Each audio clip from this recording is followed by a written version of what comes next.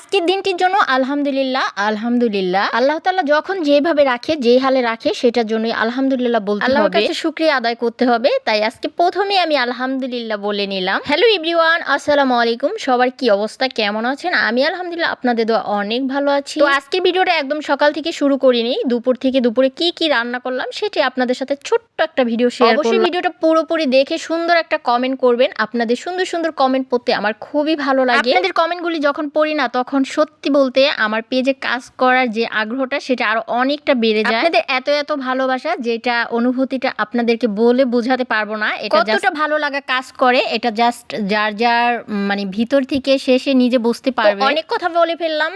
তো আজকের রান্না বান্না হচ্ছে পাঁচমিশালি যে শাকটা ছিল সেটা সুন্দর করে কেটে ধুয়ে গুছিয়ে দেন হচ্ছে ভাজি করলাম। আর এদিকে হচ্ছে কিছুটা ইলিশ মাছ ভেজে নিচ্ছি। ইলিশ মাছ দিয়ে আজকে মজাদার একটা তরকারি রান্না করব। তো ভিডিওটা সাথেই থাকুন, দেখতে থাকুন। ইলিশ মাছগুলো আমি আগে থেকে কেটে সুন্দর করে ধুয়ে তারপর হালকা একটু লবণ মিক্স করে রেখে দিয়েছিলাম প্রায় 1 ঘন্টার মতো, যাতে মাছের ভিতরে লবণটা অ্যাডজাস্ট হয়। যে কোনো মাছ রান্না করার আগে 1 বা 2 ঘন্টা আগে কিছুটা লবণ মেখে রেখে দিবেন, দেখবেন ওই মাছটা খেতে অন্যরকম একটা স্বাদ, অন্যরকম একটা মজা লাগবে। তো মাছগুলো সুন্দর করে ভাজা হয়ে গেলে আমি যেই মাছের তেলটা বেঁচে গেছে সেটা দিয়ে হচ্ছে আজকে আমি তরকারিটা রান্না করব। তেলের মধ্যে কিছুটা পেঁয়াজ কুচি দিয়ে আমি ভালো করে ভেজে তারপরে একটু পানি দিয়ে সামান্য হলুদের গুঁড়ো, মরিচের গুঁড়ো আর হচ্ছে পেঁয়াজ বাটা, জিরা বাটা, সরিষা বাটা, স্বাদমতো লবণ, সব মশলা দিয়ে দেন হচ্ছে ভালো করে আমি মশলাগুলো কষিয়ে নিব। ইলিশ মাছ রান্নাতে কখনই রসুন বা আদা ব্যবহার করবেন না, এতে করে ইলিশ মাছের যে সুন্দর একটা ঘ্রাণ সেটা নষ্ট হয়ে যায়। আমি সবসময় জাস্ট একটু পেঁয়াজ আর জিরা বাটা দিয়ে আমি সুন্দর করে মাছটা রান্না করি। যেভাবেই রান্না করি সবজি দিয়ে বা খালি যেভাবেই রান্না করি,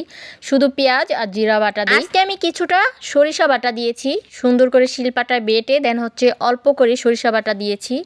যেহেতু কাঁচকলা দ্বারা রান্না করব এই জন্য আমি সাদা যে সরিষাটা আছে সেটা বেটে দিয়েছি। এটা হচ্ছে অপশনাল, কেউ চাইলে দিতে পারেন, না চাইলে নাই। আমি হচ্ছে আমার নিজের আইডিয়া থেকে মানে সরিষা বাটাটা দিয়েছি, কারো দেখা দেখি দেইনি। কাঁচকলাগুলো আমি আগে থেকে একটু হালকা লবণ আর হলুদ দিয়ে ভাপে দিয়ে নিয়েছি।